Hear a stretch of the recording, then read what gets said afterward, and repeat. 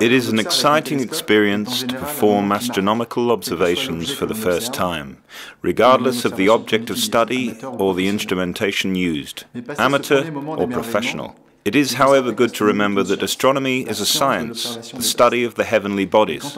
The goal is to understand the physical principles behind the working of the objects under study, as well as their characteristics. To reach this goal, the observations must be true to the properties of the objects studied. Observing is the first step in this scientific investigation.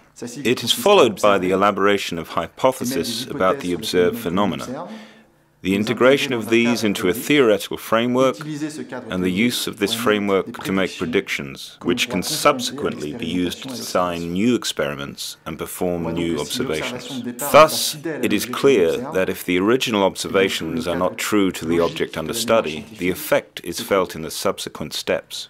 Creating a protocol for observations is an important and complex task, in particular because the observed objects, such as stars or galaxies in the distant universe, are faint and far away. To guarantee that the scientific data can be used for subsequent analysis, it is important to control each step in the observing chain. This starts with a high altitude and isolated site in order to minimize the effect of the atmosphere and light pollution. Also needed are a telescope and an instrument that does not deform the image of the object under study. Unfortunately, sights are never perfect, and instruments and telescopes do always leave their fingerprints on the data they collect. We need to foresee these effects so that we can measure them and correct for them. This is what is called data reduction.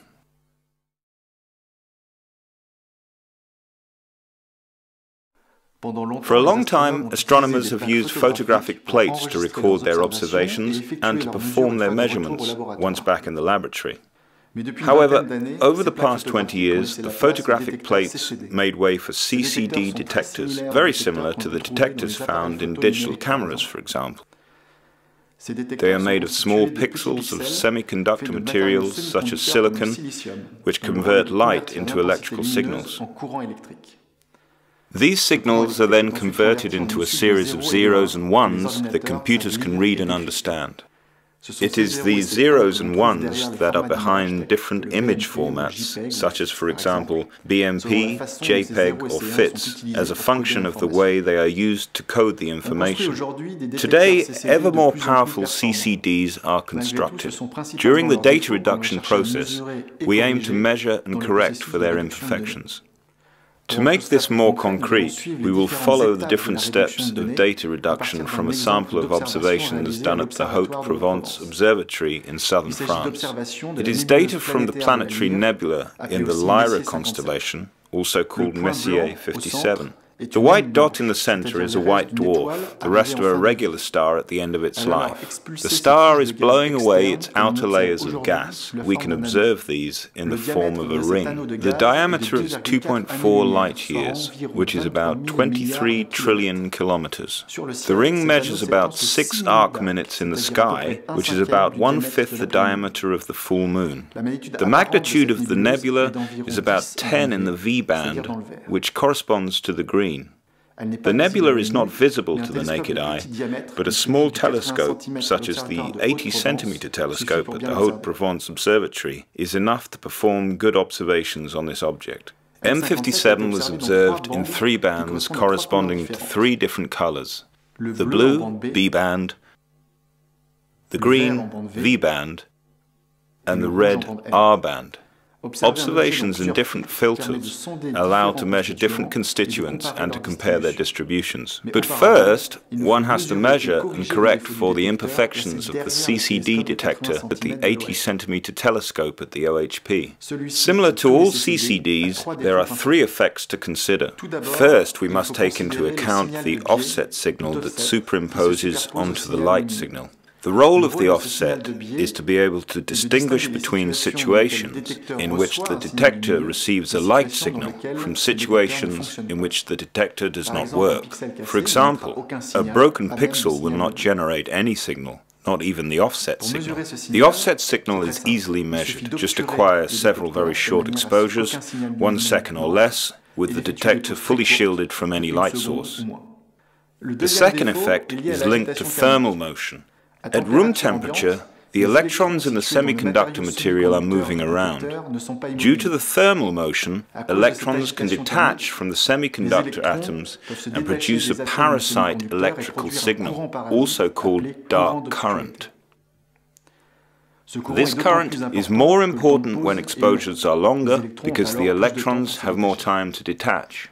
To measure the dark current, the detector needs to be closed again. This time, however, the exposure time must be the same as the exposure time used to image the object under study. Of course, the dark current also contains the offset. When correcting data for the dark current, they are automatically corrected for the offset as well. Finally, each pixel of the CCD responds differently to a given light signal. There are also dust particles that can more or less absorb the light. So, we must measure the way in which each pixel from the detector responds to a given input signal. This is what is called the flat field. To measure the flat field, one must close the dome to avoid any parasite light source from outside. The telescope must be pointed towards a screen that is uniformly lighted. Of course, the flat field image also contains the offset and the dark current. Also, the flat field depends on the filter used, so it must be measured for each different filter. There is one last difficulty. When lighted by a uniform light source, each pixel will collect a number of photons that varies randomly. This is called the photon noise. It is a fundamental characteristic of light, and it will affect all the calibration images, being the offset, dark current, and flat field. By repeating the measurements and taking the average, these pixel-to-pixel variations disappear, leaving nothing but the average signal, which is what interests us. Therefore, it is important to know in advance the type of imperfection to correct, so that calibration measurements can be planned, because if a single calibration measurement is forgotten, be it the offset, the dark current, or the flat field, all science data could be useless.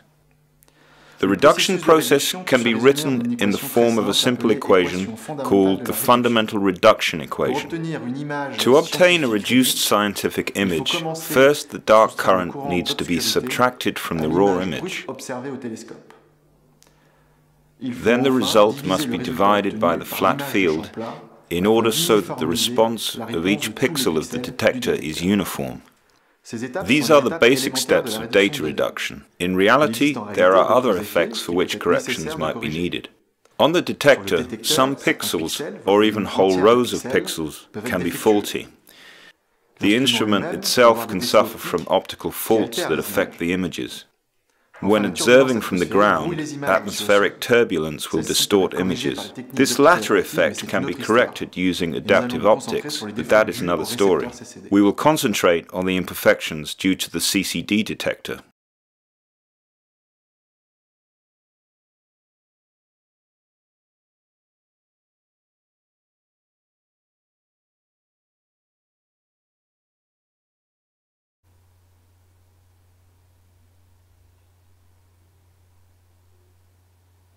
The first step in the reduction process is to prepare the so-called master dark image. Open all the dark current calibration images acquired at the telescope. Click on the File menu and select Import and Image Sequence. Once you checked you are in the folder containing the calibration images, you can enter the string of characters contained in the name of all the dark current images. In our case, R_45 dark. This will open all the images containing this string in one single operation. The software opens all the dark current images and places them in a stack That can be easily inspected visually thanks to the cursor at the bottom of the window. In this example, 3 dark current images have been acquired. Repeat the same operation to open a second stack containing the exact same images. You will use this stack to perform some simple tests and verify that all the images are useful for data reduction process. Use the left stack to reduce the data acquired at the telescope. Use the right stack to perform the verification tests. Start by optimizing the contrast of the dark current images in order to check that they do not contain any significant faults. To do so, click on Process and Enhance Contrast and normalize all images simultaneously. This operation shows the photon noise for each of the images.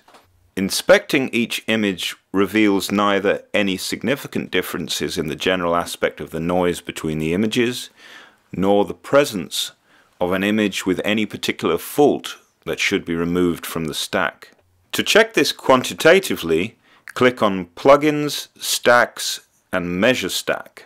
Some statistics are shown, and it can be seen that all images have more or less the same average value and standard deviation, confirming there is no particular fault. Repeat the same operation on the images that were not optimized in contrast. The average values and standard deviations are much smaller than those of the optimized images. This means the optimizing process changes the data.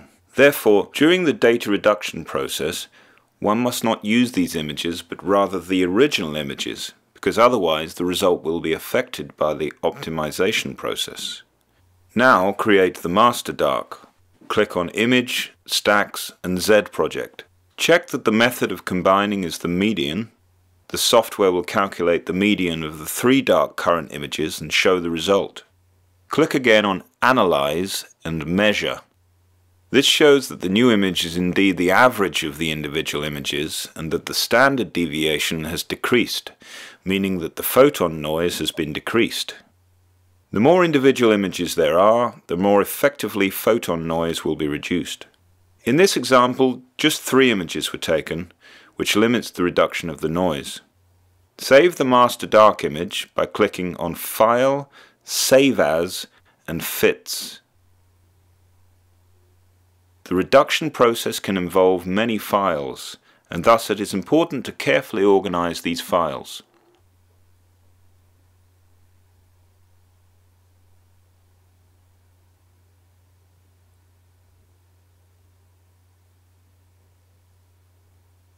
In this example, put all the resulting images in a folder called Results, so as to distinguish them from the files corresponding to the images acquired at the telescope.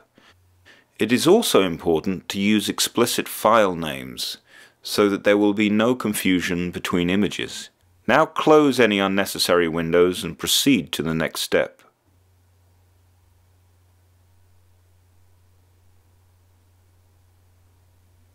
The second step is to create a master flat. Like in the first step, open all the flat field images taken at the telescope. Click on File and select Import and Image Sequence. Check that you are in the right folder and enter the string of characters contained in the file names of all the flat field images. In this case, flat_R. Images are opened in a stack. 10 flat field images have been acquired in this example.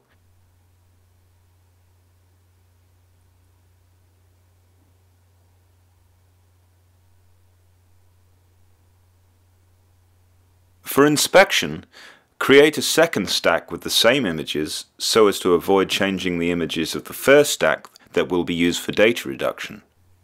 Start by optimizing the contrast so as to check whether there are no important faults. Click on Process and Enhance Contrast and normalize all images simultaneously. Upon inspection, no significant differences in the overall aspect of the images are seen, nor are there any images with specific faults that need to be removed from the stack. Several faults can be clearly identified.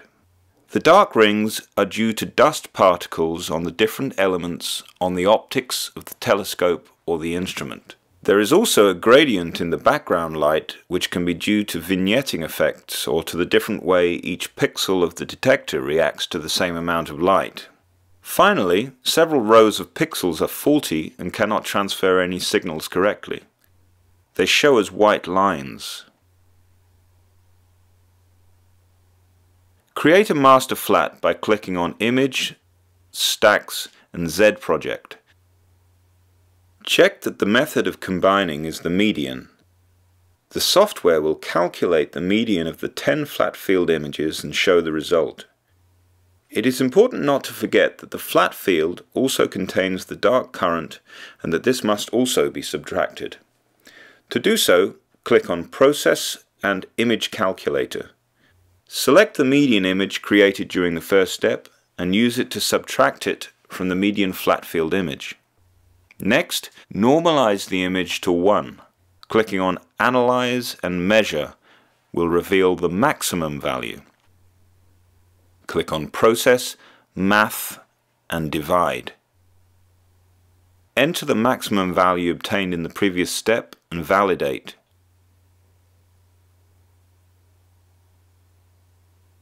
The master flat is ready. Click on File, Save As and Fits. Take care to save this image in the right folder and to give it an explicit name.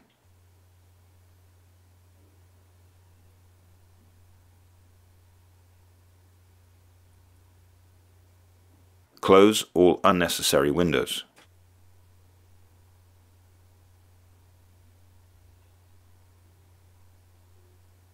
You have now arrived at the real data reduction step.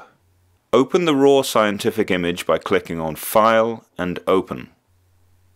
Go to the folder where the raw data collected at the telescope is stored and select an image to reduce. Start by subtracting the dark current.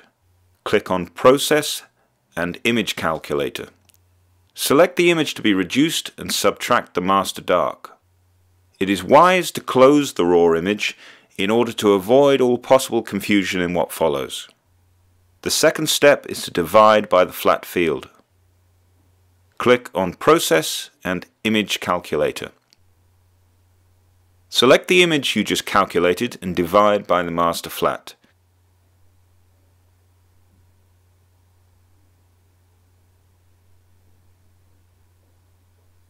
The resulting reduced image is shown. Close the window with the intermediate previous result in order to avoid confusion. Also close the master calibration images, except if there are other images in the same band that need to be reduced. You now have a scientific reduced image corrected for all the artificial effects of the detector and the instrument. This image is ready to be used scientifically. Save it by clicking on File, Save As and Fits. Remember to save the image in the right folder and to give it an explicit name.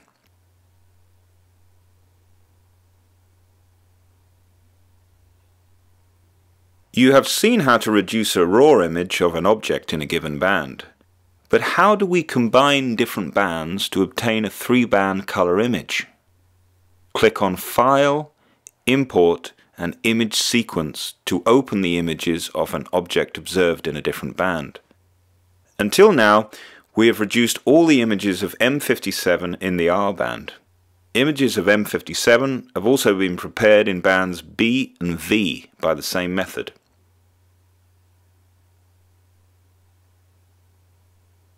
The reduced images of M57 in bands B, R and V are shown in the same stack and can be visually inspected. It can be seen that they are not correctly aligned. The stars in the field appear at different positions in the image.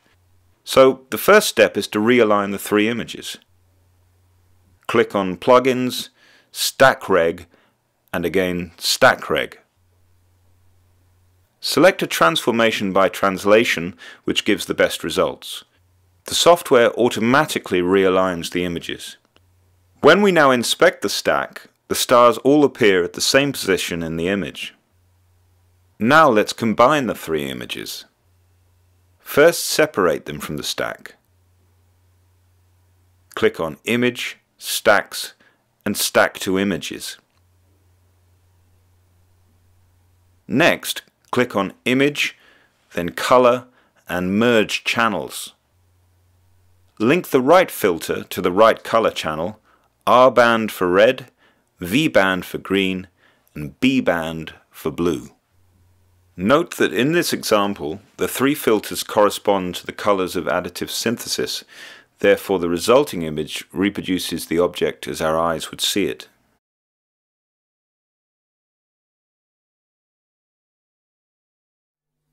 The data are reduced. They have been corrected for all instrumental effects and are now ready for scientific analysis. This analysis will consist of performing the most accurate measurements possible on these images. These depend on scientific goals, such as the determination of the distance, for example, the distance between the white dwarf and the gas ring in M57, or the quantity of light received from a star. We now understand why scientists need to have images that are totally corrected from all instrumental effects, so as to obtain the most accurate measurements possible. For example, if the image is still affected by any kind of instrumental fault, the measurement of the distance between the white dwarf and the gas ring could be false. When observing the distribution of the gas ring in different filters, we can characterize it as a function of its nature. For example, the blue filter shows the distribution of ionized oxygen gas, whereas the red filter shows the distribution of ionized hydrogen gas. We see that the main goal of the astrophysicist is not to obtain beautiful images, such as the ones we can find on the internet and in astronomy magazines, even though we appreciate their beauty. The goal is to obtain images that are scientifically useful and that allow for precise measurements of certain properties such as size, composition, or speed. In this way, astrophysicists can better understand the physical principles that rule our universe and the objects of which it is made.